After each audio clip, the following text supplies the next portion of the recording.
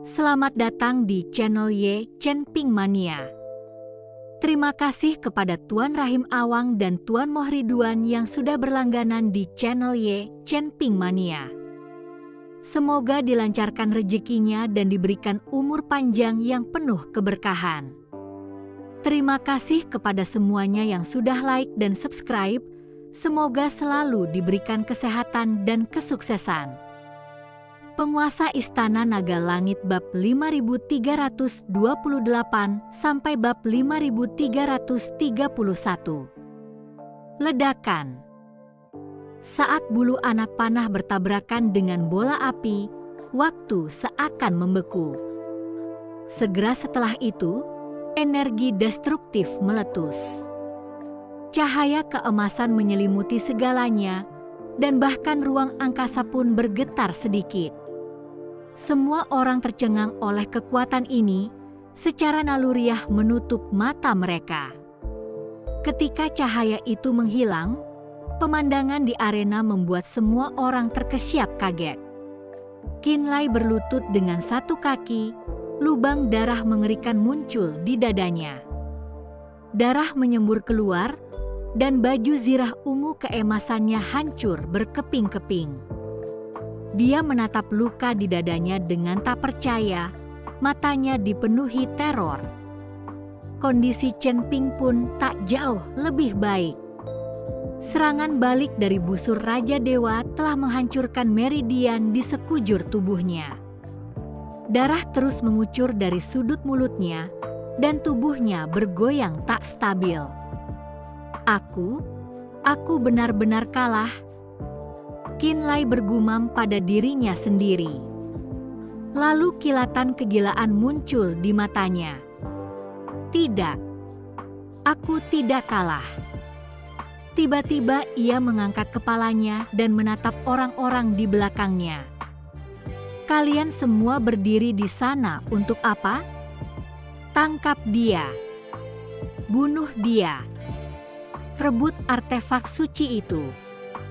Keserakahan terpancar di mata kultivator berbaju besi darah itu saat ia menyerbu lebih dulu. Busur Raja Dewa milikku. Yu Wuxie tak mau ketinggalan. Energi hitam berputar di sekelilingnya saat ia menerkam Chen Ping. Chen Ping, tubuh fisikmu milikku. Yu Yu dan Yu Wuji mengikuti dari dekat. Para ahli dari berbagai sekte juga bergerak.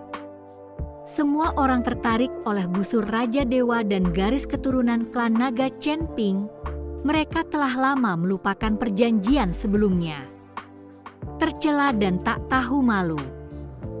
Li Chunfeng berteriak marah. Ia menghunus pedang panjangnya dan menerjang kultivator berbaju besi darah itu. Lindungi Tuan Chen. Nan Batian dan Xiao Cui bertindak bersamaan. Para kultivator dari gedung informasi membentuk dinding manusia, menghalangi musuh yang datang. Mo Chen dan Humazi mendukung Chen Ping saat mereka mundur. Ling Xue memegang pedang panjangnya dan berdiri di garis depan, tatapannya dingin menatap Yu Yu yang mendekat. Pelacur kecil, mati. Sebuah cambuk tulang muncul di tangan Yu Yu, mencambuknya ke arah Ling Xue dengan suara mendesing. Enyahlah, teriak Ling Xue dengan marah.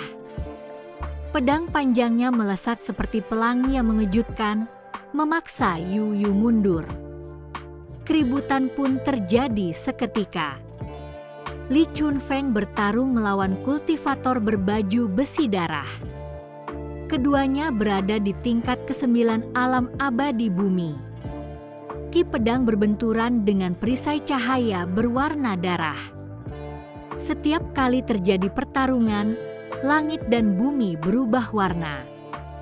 Nan Batian menghunus kapak pemuka surga dengan keberanian yang tak tertandingi, dengan kuat menahan pengepungan beberapa kultivator alam bumi abadi. Xiao Cui bergerak lincah. Jarum-jarum peraknya menyasar titik-titik vital musuh, melengkapi titik-titik vital lainnya dengan sempurna. Meskipun para pengikut sekte pedang lebih lemah kekuatannya, masing-masing dari mereka bertarung tanpa rasa takut sampai mati melawan para kultivator jahat dari aula Dao jahat. Jeritan dan benturan senjata bergema tanpa henti. Chen Ping bersandar ke dinding, mengamati kekacauan di hadapannya dengan kecemasan luar biasa dalam hatinya. Ia ingin membantu, tetapi ia bahkan tak punya kekuatan untuk mengangkat tangannya. Serangan balik dari busur Raja Dewa ternyata lebih dahsyat dari yang ia bayangkan. Kali ini, penggunaan busur Raja Dewa hampir menghabiskan ki jahat berpola Dao di tubuh Chen Ping. "Chen Ping, bagaimana keadaanmu?" tanya Humazi cemas sambil menggunakan jimat untuk menangkis serangan. "Saya baik-baik saja." Chen Ping batuk darah. Jejak keputusasaan melintas di matanya. Mungkinkah dia benar-benar akan mati di sini hari ini? "Aku akan membawamu dan kabur. Orang-orang ini mungkin tidak akan bisa bertahan lebih lama lagi." Humazi ingin membawa Chen Ping dan melarikan diri. Namun, Chen Ping menggelengkan kepalanya. Orang-orang ini semua berjuang mati-matian melawan Qin Lai dan yang lainnya untuk menyelamatkannya. Bagaimana mungkin Chen Ping meninggalkan mereka begitu saja? "Api kilin!" Chen Ping berteriak keras. Cahaya merah meledak dari cincin penyimpanan dan mendarat di tanah. Kilin api, yang seluruh tubuhnya ditutupi sisik merah, membuka mulutnya dan mengeluarkan raungan lembut. Meskipun kilin api telah tumbuh besar, ia masih seekor anak singa. "Ini kilin api!" Mo Chen berseru kaget. Kilin api kecil itu sepertinya merasakan krisis Chen Ping. Kilatan tajam melintas di matanya, dan tiba-tiba ia menarik napas dalam-dalam. Mengaum. Raungan memekakkan telinga menggema. Tubuh kilin kecil itu membesar dengan kecepatan yang nyata.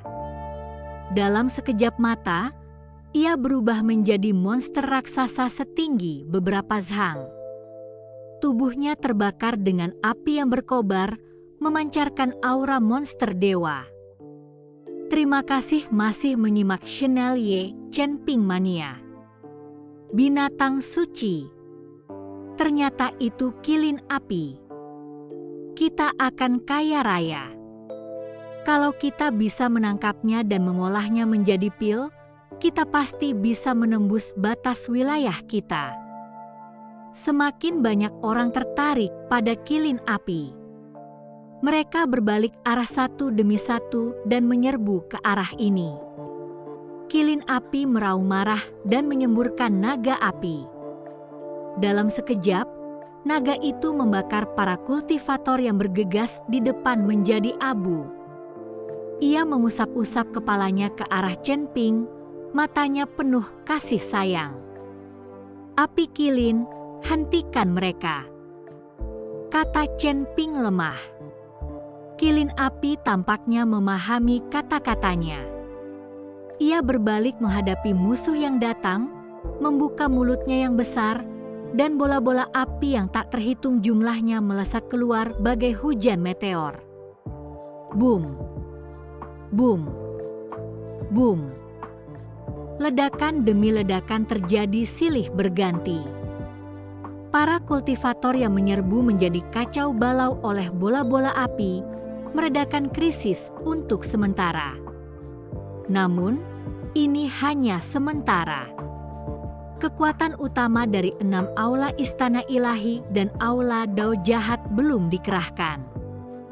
Begitu mereka mengerahkan seluruh kekuatan, bahkan dengan bantuan kilin api, akan sulit untuk melawan. Kultivator berbaju besi darah itu sedang bertarung sengit dengan Li Chunfeng. Saat melihat kilin api, secercah keserakahan terpancar di matanya. "Li Chunfeng, Aku akan membiarkanmu pergi hari ini." Dia berpura-pura dan berbalik untuk menyerang kilin api. "Binatang suci itu milikku." Li Chunfeng buru-buru mengejarnya, tetapi dihalangi oleh beberapa kultivator istana ilahi. Ia hanya bisa menyaksikan tanpa daya ketika kultivator berbaju besi darah itu menerkam Chen Ping. "Chen Ping, mati kau!" Kultivator berbaju besi darah itu mengayunkan telapak tangannya ke arah Chen Ping. Perisai cahaya berwarna darah itu membawa kekuatan penghancur. Jejak keputusasaan melintas di mata Chen Ping, dan ia tak lagi memiliki kekuatan untuk melawan. Tepat pada saat itu, dua suara tua terdengar bersamaan. "Yang mulia surgawi yang tak terukur, dermawan, berhentilah." Menindas segelintir orang dengan banyak orang adalah hal yang sangat tidak pantas. Dua cahaya keemasan melesat bagai meteor dan mendarat tepat di telapak tangan kultivator berbaju besi darah itu. Ledakan. Kultivator berbaju besi darah itu terpaksa mundur 3 langkah. Ia menatap para pendatang baru dengan kaget dan ragu. Dua Taois tua muncul di arena. Satu memegang kebutaan ekor kuda dan berambut putih dengan wajah muda. Yang lain mengenakan jubah Taois dan berpenampilan hikmat dan bermartabat. Di belakang mereka diikuti puluhan Taois, masing-masing dengan aura yang kuat. Taois Wuji, Taois Wei. Chen Ping terkejut sekaligus gembira. "Bagaimana kau bisa sampai di sini?" Chen Ping tidak menyangka akan bertemu kedua orang ini di sini. Setelah segel di alam surgawi dibuka, Taois Wuji telah membawa jiwa suci Taois Wei kembali ke alam surgawi. Chen Ping tidak pernah bertemu mereka berdua lagi sejak saat itu. Tanpa diduga, keduanya muncul pada saat ini. Taois Wuji mengelus jenggotnya dan tersenyum. "Chen Ping, reputasimu sudah sampai ke telinga kami, bahkan di surga kelima.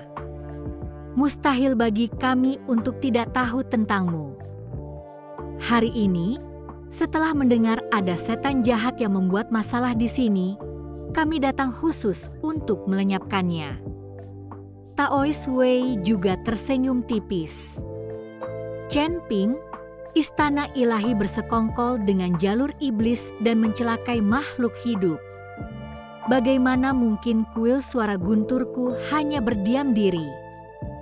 Wajah kultivator berbaju besi darah itu menjadi gelap. "Kau mau ikut campur?" "Tidak salah sama sekali." Taois Wuji menatap Chen Ping. "Kami di sini untuk membantu Chen Ping. Chen Ping adalah kekasih muridku. Aku tidak ingin muridku menjadi janda." Mendengar perkataan Taois Wuji, Ling Xue menatap Chen Ping dengan wajah penuh kebingungan. Dia tidak mendengar Chen Ping menyebutkan bahwa dia punya istri atau pacar. Sekarang, seorang istri tiba-tiba muncul. Chen Ping melirik Ling Xue dan berkata, "Nanti aku jelaskan. Sebenarnya, aku punya banyak wanita." Sebagai seorang kultivator, memiliki 3 istri dan 4 selir adalah hal yang sangat wajar. Tidak perlu ribut-ribut, kata Mo Chen dari samping. Chen Ping merasa agak malu dan tidak berkata apa-apa lagi. Ia bukan hanya memiliki 3 istri dan 4 selir, ia mungkin memiliki 30 istri dan 40 selir. Chen Ping sendiri tidak ingat berapa banyak wanita yang dimilikinya. Beberapa di antaranya untuk transaksi dan hanya berbagi satu malam, seperti 2 saudari dari keluarga Ji, Ji Meiyan dan Ji Meiling. Saat itu, Chen Ping dipaksa oleh leluhur keluarga Ji dan hanya bisa tidur dengan kedua saudari itu. Membiarkan kedua saudari ini meneruskan garis keturunannya, sebenarnya tidak ada emosi yang terlibat. Saat itu, Chen Ping benar-benar seperti kuda jantan. Terima kasih masih menyimak channel Ye Chen Ping Mania. Pada saat ini, secercah ketakutan melintas di mata kultivator berbaju besi darah itu. Kuil Suara Guntur adalah sekte besar dengan warisan 10.000 tahun dan kekuatannya tidak bisa diremehkan. Namun, ketika ia melihat busur Raja Dewa dan kilin api dalam jangkauannya, keserakahan akhirnya mengalahkan akal sehat. Kalau begitu, jangan salahkan aku karena bersikap kasar. Murid-murid istana ilahi, patuhi perintahku, bunuh mereka, membunuh. Ratusan kultivator istana ilahi menyerang bersamaan. Perisai berwarna darah mereka menyatu dan melesat maju bagai gelombang pasang. Murid-murid kuil Suara Guntur bentuklah formasi. Teriak Taois Wei dengan suara rendah. Puluhan pendeta Tao melantunkan kitab suci bersama-sama. Cahaya ilahi keemasan mengembun menjadi telapak tangan raksasa yang menghantam perisai berwarna darah. Murid-murid sekte pedang bentuk formasi. Mo Chen yang melihat kejadian itu pun ikut berteriak cepat. Para pengikut sekte pedang melangkah ke 7 bintang, kekuatan spiritual mereka berkumpul menjadi pedang surgawi raksasa yang menebas musuh yang menyerbu. Li Chun Feng, Nan Batian dan yang lainnya juga memanfaatkan kesempatan untuk melakukan serangan balik dan situasi di lapangan langsung berbalik. Chen Ping menyaksikan pertempuran kacau di hadapannya dengan emosi campur aduk.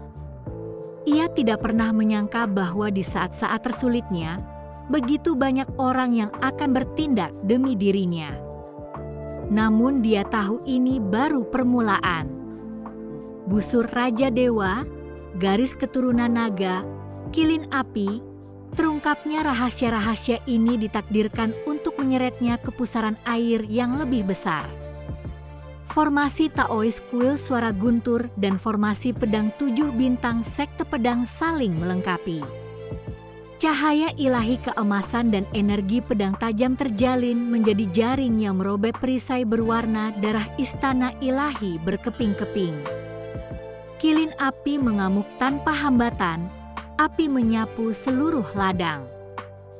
Para kultivator jahat berjubah hitam dari aula jalan jahat berubah menjadi mayat hangus dimanapun api itu lewat, jeritan mereka membahana.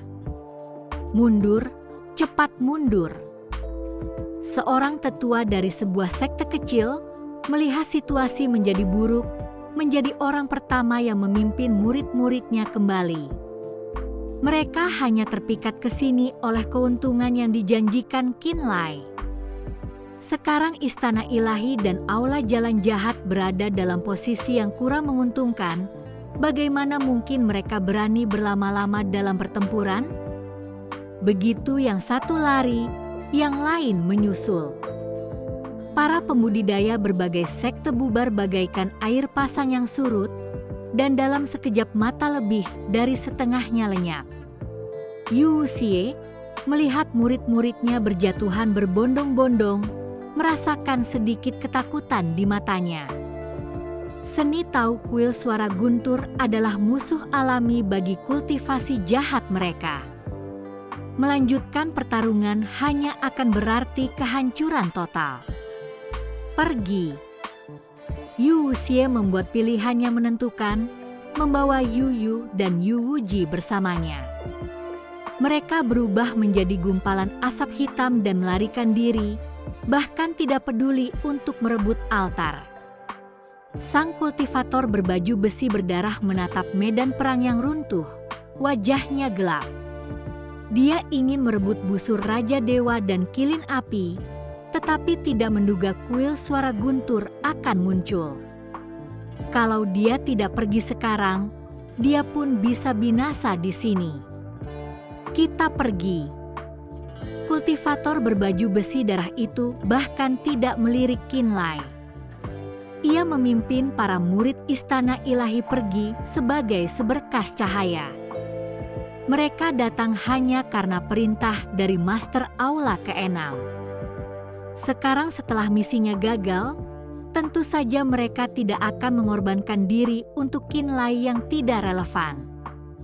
Dalam sekejap mata, medan perang yang tadinya ramai kini hanya menyisakan Qinlai dan putranya bersama beberapa pengawal bersumpah mati dari Divine Sword Manor. Qinlai menatap kosong ke sekeliling, lalu menatap Chen Ping dan rekan-rekannya yang mendekat selangkah demi selangkah. Wajahnya memucat, matanya dipenuhi keputusasaan. Tidak mungkin. Qinlai bergumam.